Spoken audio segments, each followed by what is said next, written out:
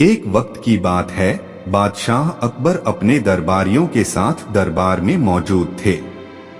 तभी उनके मन में एक बात आती है। बादशाह बोलते हैं कि मेरे आसपास हमेशा बुद्धिमान लोग रहते हैं और मैं उनके बीच रहकर बोर हो गया हूँ। मैंने फैसला किया है कि मुझे कुछ मूर्ख व्यक्तियों से मिलना चाहिए। अकबर बीरबल से कहते हैं, तुमने हमेशा हमारी मदद अपने ज्ञान और चतुराई से की है। हम चाहते हैं कि इस बार भी तुम ऐसा ही कुछ करो और हमारे लिए 6 मूर्ख व्यक्ति ढूंढ कर लेकर आओ। बीरबल, जी जहां पनाह, मैं आपके लिए 6 मूर्ख व्यक्ति जरूर ढूंढ कर लाऊंगा। अकबर, हम आपको 6 मूर्ख व्यक्ति ढूंढने के लिए 30 दिन का समय देते हैं। बीरबल, जहां पनाह, मुझे इतने अधिक समय की आवश्यकता नहीं पड़ेगी। अकबर, ठीक है, अगर तुम उससे पहले ही मूर्ख व्यक्ति ले आ सकते हो तो यह अच्छी बात है। इसके बाद बीरबल मूर्ख व्यक्तियों की तलाश में निकल पड़ता है। बीरबल रास्ते में पूरा समय इसी सोच में था कि उसे वो मूर्ख लोग कहाँ मिलेंगे। तभी उसे गधे पर बैठा एक आदमी दिखाई देता है जो सिर पर घास की गठरी रखे हुए था। बीरबल ने तुरंत घोड़ा रोका और उससे उसकी पहचान पूछने लगा।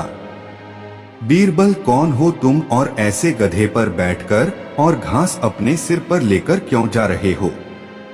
व्यक्ति, मैं रामू हूँ और मेरा गधा कमजोर व थका हुआ है, इसलिए गधे का बोझ कम करने के लिए मैंने घास की गठरी अपने सिर पर रखी है।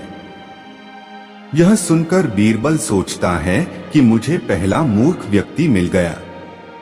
फिर बीरबल उससे कहता है कि तुम जानवरों के बारे में इतना सोचते हो, इसलिए मैं तुम्हें बादशाह अकबर से इनाम दिलवाऊंगा। यह कहकर बीरबल उस व्यक्ति को अपने साथ चलने के लिए कहता है। इनाम की बात सुनकर रामू बीरबल के साथ हो लेता है। बीरबल और रामू कुछ दूर चले ही थे कि बीरबल को 2 व्यक्ति आपस में लड़ाई करते हुए दिखाई दिए। बीरबल उन दोनों व्यक्तियों को लड़ने से रोकता है और उनसे पूछता है कि तुम दोनों कौन हो और किस बात के लिए लड़ रहे हो? पहला व्यक्ति, जनाब मेरा नाम चंगू है। दूसरा व्यक्ति, और मेरा मंगू है। मंगू, जनाब मुझे चंगू कहता है कि इसके पास शेर है जिसे वो मेरी गाय के शिकार के लिए छोड़ेगा। चंगू, हाँ मैं ऐसा ही करूंगा और मुझे बहुत मजा भी आने वाला है। बीरबल, कहाँ है तुम लोगों की गाय और शेर? मंगू, जनाब जब भगवान हमें वरदान देने आएंगे तो मैं उनसे गाय मांगूंगा और चंगू शेर मांगेगा जिसे यह मेरी गाय पर छोड़ने की बात कर रहा है। बीरबल, अच्छा यह बात है। उनकी बातें सुनकर बीरबल समझ गया कि उन्हें 2 और मूर्ख व्यक्ति मिल गए हैं।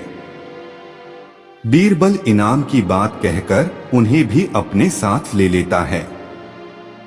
उन तीनों को लेकर बीरबल अपने घर पहुंचता है और फिर सोचने लगता है कि बाकी के मूर्ख व्यक्ति कहां से ढूंढ कर लाऊं। बीरबल उन तीनों मूर्खों को अपने घर में ही रहने के लिए कहकर बाहर चला जाता है। जब बीरबल और मूर्ख लोगों को ढूंढने के लिए बाहर आता है तो उसे एक व्यक्ति दिखाई देता है जो कुछ ढूंढता रहता है। बीरबल उसके पास जाकर पूछता है कि आप क्या ढूंढ रहे हैं? व्यक्ति, जनाब मेरी अंगूठी कहीं गिर गई है जिसे मैं काफी समय से खोज रहा हूं लेकिन मुझे नहीं मिल रही है। बीरबल, क्या आपको पता है कि अंगूठी कहाँ गिरी थी? व्यक्ति, दरअसल मेरी अंगूठी यहाँ से दूर उस पेड़ के पास गिरी थी, लेकिन वहाँ अंधेरा होने के कारण मैं यहाँ उसे ढूंढ रहा हूँ। बीरबल, अच्छा यह बात है। आप कल हमारे साथ बादशाह के दरबार में चलो। मैं बादशाह अकबर से आपको दूसरी अंगूठी देने के लिए कहूंगा। व्यक्ति, अच्छा ठीक है, फिर खुश होकर अगले दिन सुबह बीरबल दरबार में उन चारों मूर्खों को लेकर पहुंचता है। बीरबल, बादशाह अकबर, मैं आपके कहे अनुसार मूर्ख व्यक्तियों को ढूंढ कर ले आया हूँ। अकबर, बीरबल, तुमने तो एक ही दिन में मूर्ख व्यक्ति ढूंढ लिए, क्या हमारे राज्य में मूर्खों की संख्या अधिक है? और तुम यकीन के साथ कैसे कह सकते हो कि ये व्यक्ति मूर्ख हैं? बीरबल ने बादशाह से सारी बातें बताई। फिर अकबर कहते हैं कि ये तो केवल 4 ही लोग हैं, बाकी के 2 मूर्ख कहाँ हैं? बीरबल, जहां पनाह, यहाँ पर 6 मूर्ख व्यक्ति हैं। अकबर, यहाँ कहाँ हैं और कौन हैं, हमें भी बताओ। बीरबल, जहां पनाह, एक तो मैं स्वयं हूं। अकबर, तुम मूर्ख कैसे हुए? बीरबल, मैं इसलिए मूर्ख हूं क्योंकि मैं इन मूर्खों को खोज कर लाया। अकबर, फिर अकबर हंसने लगता है और कहता है कि मैं समझ गया कि दूसरा मूर्ख कौन है, पर मैं तुमसे सुनना चाहता हूं। बीरबल, दूसरे आप हैं जहां पनाह, जो आपने मुझे मूर्ख व्यक्तियों को लाने के लिए कहा।